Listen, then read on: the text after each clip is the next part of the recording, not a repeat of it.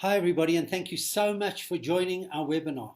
According to Jewish belief, each and every one of us are born with good and bad. And as we go through our journey in life, each and every one of us has to be bettering ourselves and bettering the world around us. But sometimes in life we fall, we succumb to addiction. And that addiction can be anything. It could be lying, it could be sinning, it could be alcohol, it could be drugs. The question is, can you ever turn that around? Also, what does addiction mean? Is having a few l'chaims, a few drinks with friends, is that addiction? To talk to us tonight on this very sensitive and important subject is Dan Wolf. He's director of Houghton House. He's recognized as a national expert on addiction treatment. He'll speak to us first, and that will be followed by my very good friend, Gary Rutstein, who is, I think, an absolute legend. He's an unbelievable inspiration to anyone who knows him and anyone who hears him talk. He's going to share with us his own personal journey, and after that, we'll open it up for a few questions. So thank you, guys, for making it, and thank you to you, Dan, and to you, Gary, and over to you, Dan.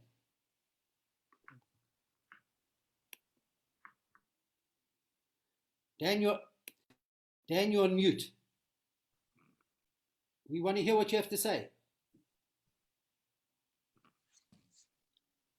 Is that better? Yes. Okay. Thank you, Rabbi Masinta, and thank you, Gary. It's a privilege to be able to be in this position to talk to the community, to talk to the two of you, and to talk to the community at large. So initially, I had some reservations around doing this because I've, in fact, done a lot of talks over the years, defining addiction, discussing interventions, treatment, and recovery. But when Gary was involved, I thought to myself, particularly how addiction manifests in the home environment, he'll be able to portray that, and he'll be able to portray a personal story, which certainly is a whole lot more valuable than theoretical input. So I thought to myself, well, then, what should I talk about? It is important to not be communicating. Only rabbis are allowed to give the same drosha repeatedly. So I thought to myself, let me reassure people that there are good rehabs in Johannesburg. There's a broad spectrum of treatment centers, there's psychiatric clinics. I'm sure that's going to be helpful information, but at the end of the day, that's not what people want to hear. In fact, people travel from overseas to come to rehab in South Africa, and the medical schemes cover treatment. It's a prescribed minimum benefit. Medical aids are obligated to cover addiction treatment, but that's certainly not what your average Jewish mother wants to hear, that when everything goes pear-shaped, that there's where to go for help. That's not what it's about. So then I thought to myself, let me talk a bit about awareness. Now, awareness is not necessarily about discussing warning signs, because at the end of the day, if your teenager is walking around with dilated pupils and in and out of the bathroom and irritable with irregular sleep patterns, it's not particularly difficult to identify that there could be an issue. And it's not only your teenager or your adolescent, your adult child, it could be your wife, your husband. As we know, addiction has absolutely no boundaries and no biases. So I thought, let me just raise awareness around one or 2 points. And that is, the first point is this concept that people talk about, the functional alcoholic. I don't believe in the concept of the functional alcoholic, because at the end of the day, there are two categories that I get exposed to. There is the dysfunctional alcoholic, and there's the incapacitated alcoholic. And when I talk about alcoholic, I suppose I could be saying the same for addict as well, and I could use the terms interchangeably. But what I mean by that is when we talk about the so-called functional addict or alcoholic, we can't make the mistake of defining a person by how they're doing at work, by defining the person by the more functional aspects of their day-to-day life. We need to look at this in the context of where their dysfunction is most exacerbated, and that very often is in the home environment. The next level of awareness I just want to touch on is the tremendous shame that family members and particularly wives often feel, which prevent them from coming forward and accessing the support. And that is genuinely a travesty, because at the end of the day, the family can heal and the situation can be turned around, and the opportunity of treatment is often a facilitator of a whole new world that the family stumbles into. But the point I want to make is what is required is for someone to betray the addict. And they're not, in fact, betraying the addict themselves. They are betraying the addiction. And that often involves exposing the dysfunction that's going on in the home. The last point I just want to touch on regarding awareness is families, by definition, and it's not specifically related to addiction, often go through very challenging times and a broad spectrum of struggles. And there's no shortage to reflect this. There's no shortage of rehabilitation facilities, psychiatric facilities, and these places are not filled by people who do not require the service. And the more invested the family is in the process, genuinely that reaps far better outcomes. So that's just on the level of awareness. But fundamentally, that's not really where I want to focus my thoughts for tonight.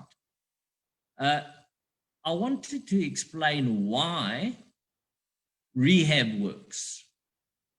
And based on that, to take the fundamental logic and idea that underpins that and to make a suggestion how we could perhaps put forward a prevention program that works. Because we all knew about the war on drugs, and when we were at school, we were exposed to social workers who spoke about peer pressure and perhaps gave the average person who was using the sense that maybe they weren't quite strong enough to withstand the pressure. I'm starting to think along the lines of what is required to put together a prevention program that works. But just as a point of departure, why does rehab work? So rehab works because the problem is clearly defined. What I mean by that is when a person comes into treatment, it is very clear, perhaps not to them initially, but certainly to the wife, to the child, to the boss. They understand the extent of the unmanageability, the dysfunction. They understand what needs to be addressed.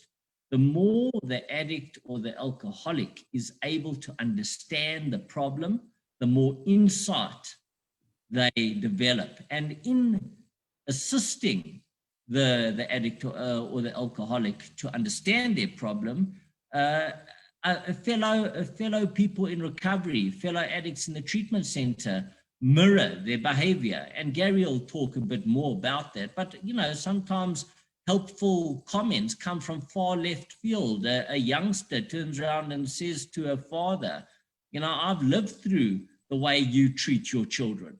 And so these are the kind of problems that allow the individual in treatment to develop insight into themselves and to take responsibility. And with them taking responsibility for the subtleties that have pervaded their day-to-day life, what generally unfolds is a sound grasp of the impact and the horrors that they have often inflicted on the people around them. Now, what I want to emphasize over here is this takes time for the person to appreciate. but it's not necessarily as gradual as one anticipates, because when you're in an intensive treatment environment, the understanding and the insight develops quite quickly. What you start to see is an individual who appreciates that there are sacrifices that need to be made. There's this understanding that my way didn't work. What emerges is a level of humility, a willingness to accept support. All of a sudden, the arrogance and the ongoing defiance that surrounds the life of an addict starts to dissipate. Now, that is, in a nutshell, what unfolds when a person develops insight and starts to move towards what we call a culture of recovery. And it'll be evident from what Gary shares, that this is a journey which is deeply meaningful and fulfilling. So how do we apply this to a prevention program? And I was giving this some thought and discussing it with my wife.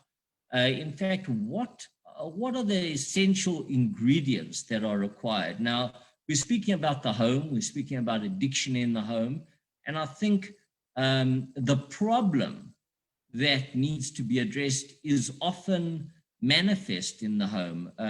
What I want to start off by saying is there is no better, more constructive, more solid tool that a person requires than a family environment, than a solid home environment. And certainly this is what roots people and is linked to a positive prognosis when it comes to the recovery process.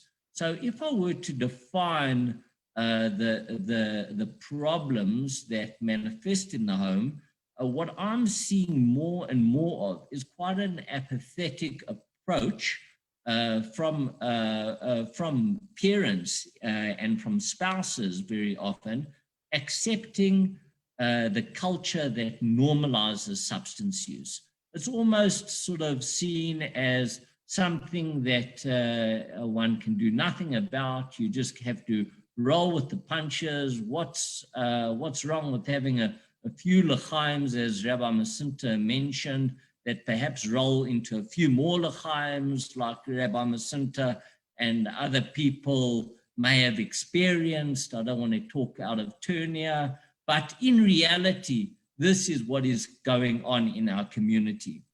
The family is an environment which can root people in deep, meaningful relationships, and parents clearly need to be available, not only emotionally and physically, but they need to be there to really engage their children and start to explore the benefits of a commitment to abstinence, living a boundaried and reasonably inhibited life, a life which requires some level of conservative focus.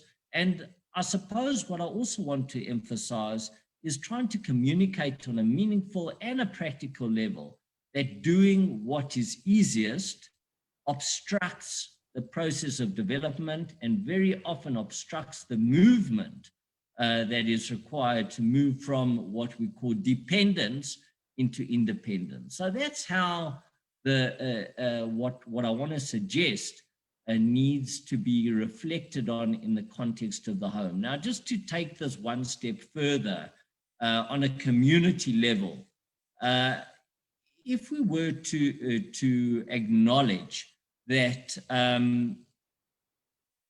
there are significant problems on a community level when the culture of substance use is accepted, we need to start considering what sacrifices need to be made, what messages need to be communicated by community leaders.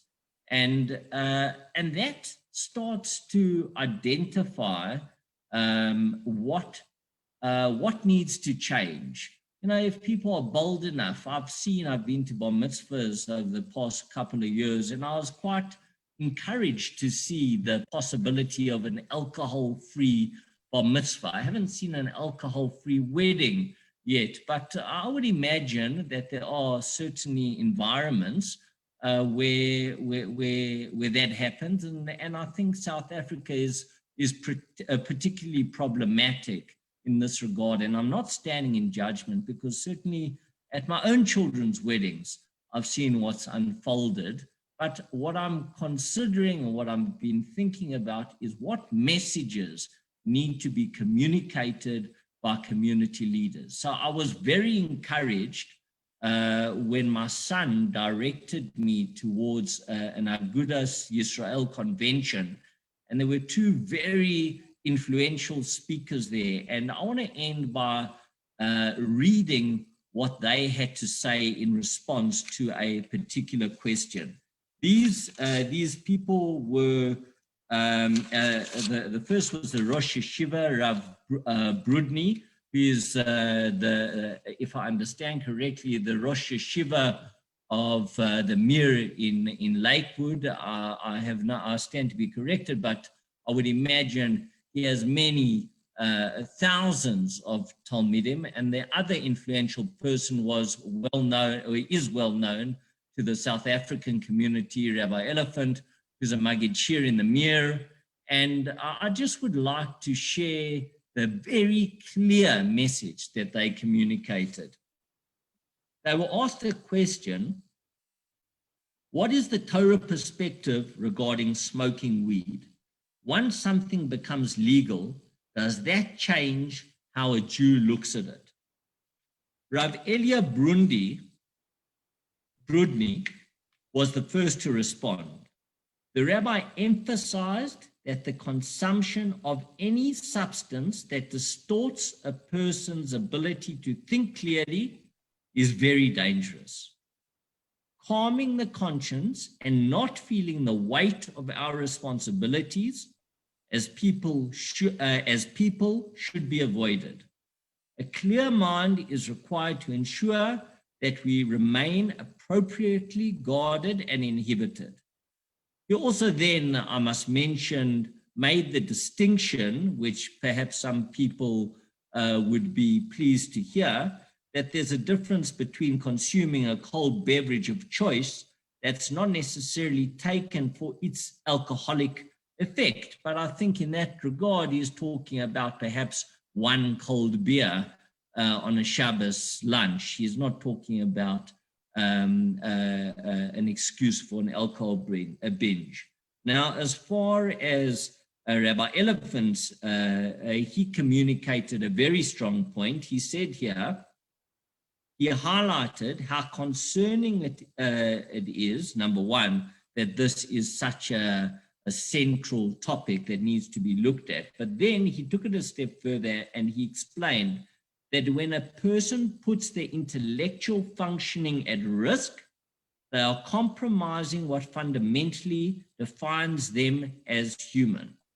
To let go of the reins that hold back the horse, we are not just letting go, but we are in fact denying the godly spark that exists within each and every one of us.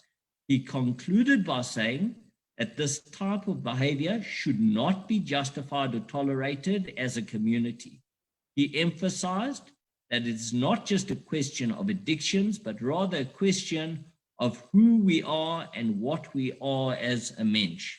Now, I think that these are strong views, but I thought it would be very appropriate to mention these ideas.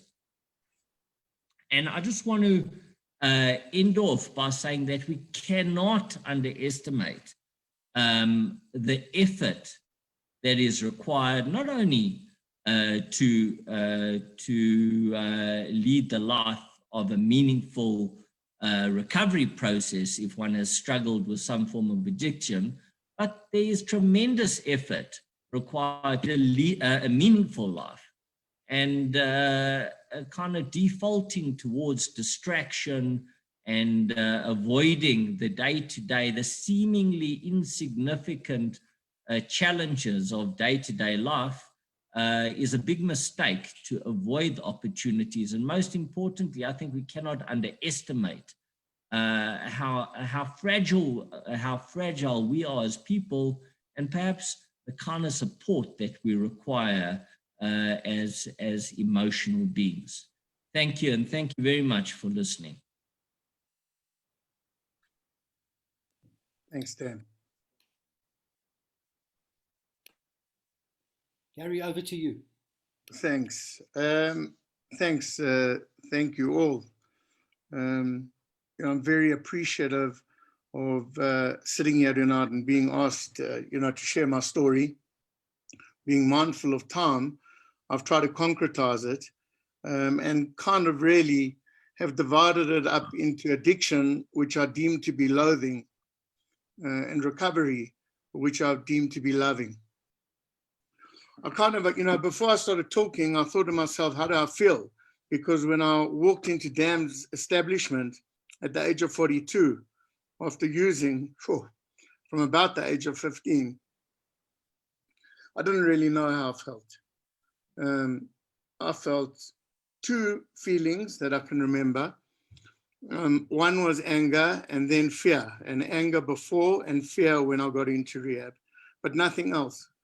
And tonight, I feel quite overwhelmed. I've got quite a lot of emotions swirling, from being grateful to being a bit sad, and also a little bit intimidated because there's some people over here that are very important to me. And I wanted to preface it with that. So I'll talk just very briefly about, my childhood, because I think it's useful as an identification tool. And I hope the message resonates. So, from when I can remember, I felt uneasy about myself as a kid. I felt misplaced. I felt a little bit overwhelmed. I had the privilege of living with my mom and dad and grand for a few years. But when we moved out, I remember being really sensitive and finding the world quite an overwhelming place. I didn't enjoy nursery school. I remember that.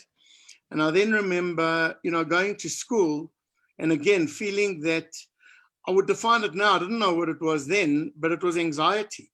And I didn't know how to cope with it. I didn't know what it was. All I knew was that I needed to survive. And my way of surviving actually was to mutate and to become different people in different crowds, to be a chameleon. And I was who I needed to be. I think that I'm quite charming and I am kind. And I think I was able to use that as a skill to enable and to achieve, some of what I was able to when I was a kid.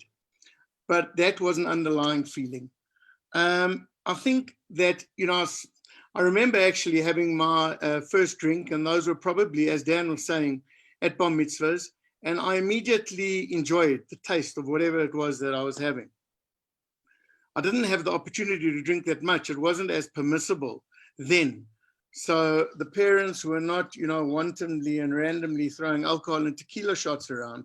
It was a glass of wine behind a curtain, and then, just the nice feeling that came afterwards. The first real drink that I had, I remember I was in Cape Town, and I stole or slicked my aunt's pina colada. She left the pool, and I downed that, and I really enjoyed the feeling. And I think from the age of about 15, 16, I never really looked back, happily and sadly. Actually, sadly and then happily. So I think as a teen, it was the same thing, but I landed up finding a group of guys that were more accepting of who I was. And in the different group, I suppose I was also able to use more. And I then went from using, alcohol to marijuana. And I also remember that one sip and one puff was never enough for me. I needed more, and I needed more immediately. And if I stopped, that was just not good enough. I found a way to get more. And, that was a pattern that continued throughout my abuse of substances. Again, I'm moving very quickly through things because there's a lot of context and content, but we limited. So I got to my 20s, I got through school. I went to university. I had good friends, I had nice friends. And I must also say and point out now that I came from a great home. The home was not the problem in the sense I was. I think I just didn't know how to express what was going on for me. And my parents were obviously very involved in their own lives, both from studying and from a work perspective. So in my 20s at university, it was easier actually to use, and I started using more alcohol, and I started using more marijuana, and I graduated a couple of other, drugs. But it was only when I got to my late 20s and after I got married that I began to use a drug that I'll mention now, and I won't go into it a hell of a lot more, and that was Coke. And when I started to use that, I started to use more and more and more. And over the years, and it was a significant amount of years, it started to affect me more and more. At the beginning, I was using it maybe, once or twice a week recreationally. And at the end, I was using it every single night, hidden in my TV room, behind my then wife's back, in darkness, aggression, violence, paranoia, and a whole lot of other things. And it wasn't a hop, skip, and a jump to get from alcohol to being 42, stuck in a TV room using drugs. But there were a lot of things along the way that I could have done to change it. And perhaps I have to take responsibility. I can't call out anybody else because I was just particularly adept at hiding things, denying, lying, and I contrived to get there. So I think that it is important, just to say that to the outside world, in a way, I had a house, I had a wife, I had 2 kids, I had a picket fence, there were cars, it seemed okay. And Dan says there's no such thing as a functional alcoholic. I kind of walked into rehab thinking I was functionally dysfunctional, not realizing how messed up I was. I went, I had, there were many, many moments, and, Natanya stood by me through many of them. But the end was her telling me after I had a very tough night out that she wanted a divorce. And it was at that moment that I knew that the life that I knew it was coming to an end, and that if I didn't do something, I was going to die. And I also, was very fearful about her leaving me. So my choice then, with trembling knees, after being arrogant and violent and aggressive and a hero, with trembling knees, I got on them. I asked Hashem for guidance, and I knew how to get to rehab. We've had that experience in the family before. The wise choice that I made in those days was going to the Gap. That was the rehab that Dan was. He's since merged, and they've got a magnificent rehab now, Houghton House. But I walked into the Gap, as I said, not really being able to feel, and really a broken man. I had waves of anxiety. I didn't really know who I was. No, not I didn't really know who I was. I didn't know who I was. And I sat down, and the decision I made when I sat down in rehab was the following. I had a coin, and on the coin it said, change thinking, change attitude, change behavior in a circular motion. And I thought to myself, what comes first? What do you do when you look at something like that? Do you change your thinking? Do you change your attitude? Or do you change your behavior? When you're in a place of absolute crisis, as some of us are now, many of us, what do? And I came to the conclusion that I had to change my behavior. And the only way to change my behavior was to listen. And I needed to listen carefully, because this is my one shot. I really felt at the age of 42 that I didn't have another one in me, quite honestly. And I chose to make this recovery my first and only. And I have, Baruch Hashem. So I decided to listen, and I listened a lot. You know, I really, Dan's sitting there, and I'm just extremely grateful. He was really instrumental in actually not just turning my life around, but helping save my life. I chose to go there, and I chose to listen, and I chose to change my behavior. And it was, there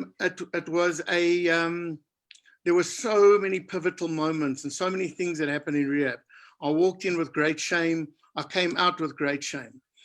People that I met there were from 54-year-old multimillionaires to a young 21-year-old that had just come in from cutting herself everywhere. It was from all walks of life, and it was from all places.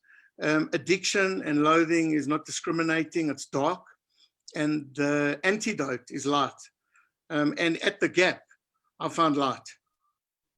And I did my, you know, I stayed there for a month. I would suggest that when people go in, they stay longer. But I willfully came out because I wanted to get back with Netanya. But Netanya had the guts to follow through on the divorce. And, you know, that was a big decision. And she gave me, and she gave us a chance for more meaning and for more happiness. And she gave our children a chance to grow up, not in one toxic home, but in two healthy homes. And that whole transition, as you can hear in my voice, was very painful. I joined a fellowship, a 12-step fellowship, and followed the 12 steps. I went to meetings, those meetings regularly. I did a lot of what they asked me to do. I still go at times, and it has been an important, very important and significant part of my recovery too. The other thing that I did, and maybe I can just go a little bit more now into some of the skills that that have really assisted me in my recovery, because post-COVID, I find myself and I see my family and so many of my friends in such dark places at the moment that it might not be addiction, but it's crisis. And it might not be a room in absolute darkness, but in some, there's only these little shards of light coming through. And I think I joined a life skills group, and I spent a lot of time there. What I enjoyed about it was people act as mirrors. And I saw myself in others, and others saw themselves in me. And I think just a couple of the things that really assisted me over the years was this concept of, I didn't know what integrity meant. It was really, I mean, you can all think about it. What is integrity to you? What does it mean to you? Because people throw the word around so easily and happily without really thinking what it means. And I came to understand it meant for me speaking and acting and thinking and feeling in line with my conscience. Now, the speaking and acting was easy to remediate because I can by saying sorry. But the thinking and the feeling and aligning that with my conscience has been the most worthy thing that I've done in recovery, because we've got control over our thinking and we've got control over our attitude. And our thinking will define our own lives, and our attitude, how we get on with those around. And I learned out of aligning my thinking with my conscience and then really beginning to identify feelings, to begin to get my thoughts to swim in a lane, because addiction is the affliction of obsession. And obsession took me away from efficient thinking. And efficient thinking stopped me living a meaningful and purposeful life. So that was one of the things. Another thing that was amazing for me is that when we got divorced, Netanya and I had moved I'd bought a house with her, and then she decided to boot me. So I was left with a house at least, and an infrastructure. It had nothing in it. And one of the things that I remember that resonates greatly with me today, and what I seek often, or I not seek often, I try and seek every day, don't succeed a lot of the time, but I seek it, was I walked in and I went upstairs and I opened my doors and I looked up at Hashem and I said to Hashem, I just want to thank you for putting me where I am.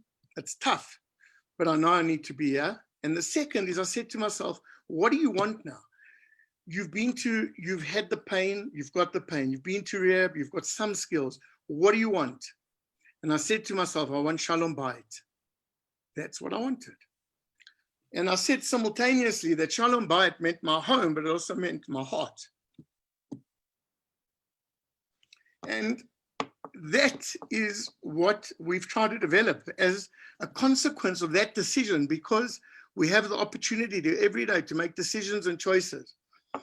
As a consequence of that, I met my wife because she brings, sure, I'm really sorry, I didn't expect to get so emotional, sure. She brings peace to my heart and peace to the home. She helps me with Netanya because Netanya is still really a part of our family. That's my ex-wife.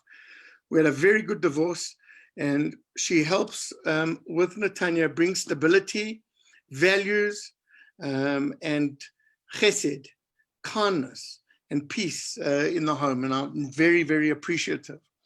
And my family, my mother, my father, my sister, and my brother, there are no words to really thank them for what they've done and how unconditional they've been in support of my recovery. What I encourage parents is when you are living with an addict, don't be so unconditional, as Dan was saying. Spot the signs and make decisions, because the more you enable and the more you cocoon, the more likely the person is to not come into recovery and to find a way to continue to use no matter what. I'll get to the end now, Rob. One of the other things that I just wanted to talk about, because I really learned this, and it's is this concept of blame, because I think in crisis,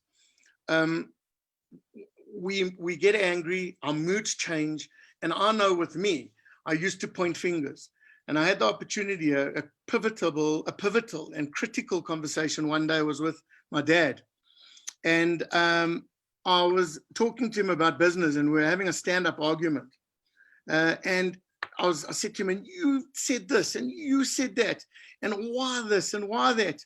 And he looked at me, stood up, and he said to me, you know, where were you in all of this? Don't we work together? So I was sat back in my seat, and I said, you're right. He said, let me ask you a question. How is it so easy for you to blame? And I said, I don't know. I don't know. I want to think about it. And I came home and I started doing a lot of reading about blame. And I came upon this piece relating to addiction, but we can take it into all of our lives.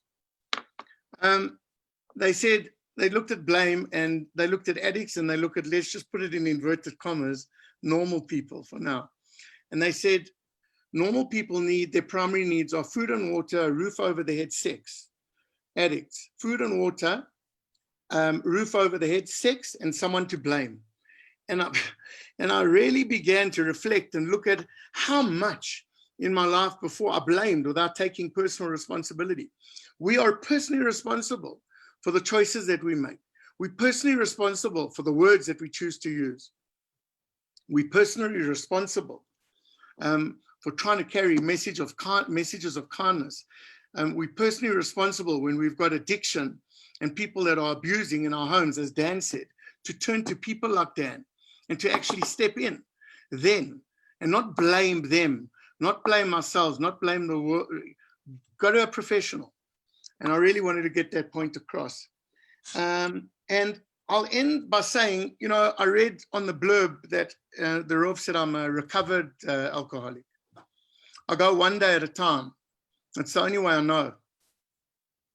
So I'm recovering. I'm not recovered, but I am. Let me just put it like this: for the first 42 years of my life, when I stood in front of the mirror, I didn't like what I saw. Today, I like a lot more, and actually, I don't have to say a lot more. I don't have to qualify it with anything. I like what I see. I know I am. I take ownership of the darkness, and there is still that a part of me. And sadly, people who love me and are close to me have been subject to it. But I know I am. And I just want to thank you all for allowing me, the opportunity to share this message. And I hope that it's able to turn one person's life around. And I hope that it's brought us all some hope. Thank you. Thanks, Gary. Gary. Gary, that is absolutely beyond words. But I think that when you're honest with yourself and you know who you are and who you're working with, that does bring happiness. And I see the comments coming in. Kol hakavod, well done to you, your wife. You're amazing, champion human. And this is not meant to be patronizing, but the truth of the matter is that there is no better feeling. Who, as the Mishnah says, who's a strong person? Somebody who overcomes his weaknesses. Just one or two questions that are coming in. And I want to use the word peer pressure, but you can't deny that we live in a world where we have to be sociable.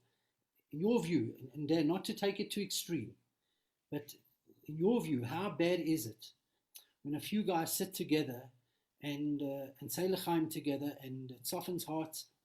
How bad is that? And I say that I ask the question with caution. I ask it to both of you, actually. I'd like to hear a response from both of you.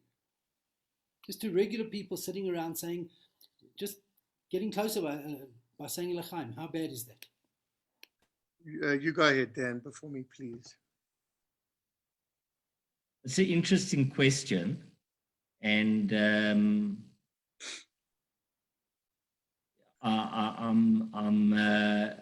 I just wanted to mention that in the treatment environment, one often has some fantastic opportunities. And you often hear people who are sitting together, certainly in a group environment, who are sharing intimately with each other, who take the risk of exposing who they are and talking about their personal situation. And I've from time to time in those moments turned to people and said, at this moment, who feels like a drink? And it's interesting to note that when people are sharing with each other in a meaningful way, the desire to use substances dissipates fast and furiously, because there is nothing more fulfilling than interpersonal connection. And I think it's a serious mistake to use substances in order to achieve that. So if that is what is required for people to sit together, it is certainly concerning. If they would be sitting together and sharing intimately anyway, then perhaps it's slightly less concerning. I'm not trying to adopt a position of some kind of fundamentalist, but I do think it's important for us not to default into a position that simply accepts that alcohol is part and parcel of our lives, and there is no way of moving forward without it. In fact, I think in doing that, one underestimates the tremendous capacity that we have as people. And we look at Gary, who shared on a deep level tonight. I have no doubt that people found that meaningful, and there wasn't necessarily a need to sit and listen and engage while having a drink. If you're a person who is serious about life and finding a way forward, I simply am not clear why alcohol needs to be such a fundamental part of that.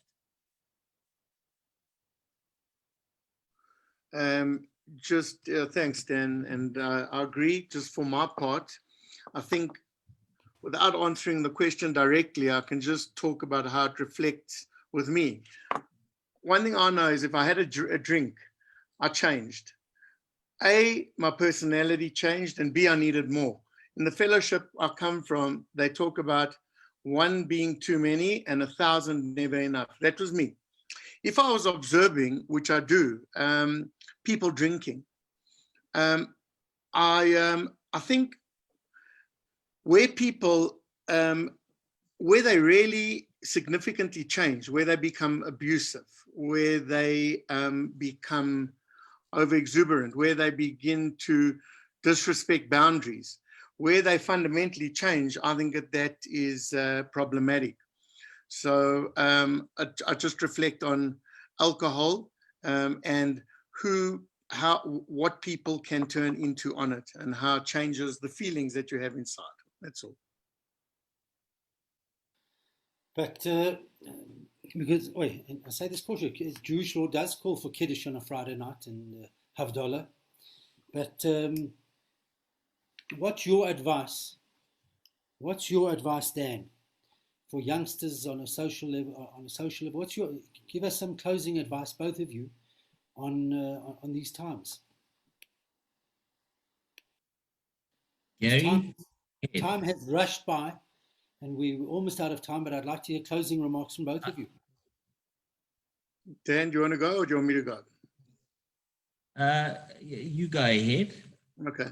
Just from the place from where I come, I think. And Gary, honestly, you interact in many different on many different levels and many different communities and social levels. So we really want to hear what you have to say for our youngsters out there listening.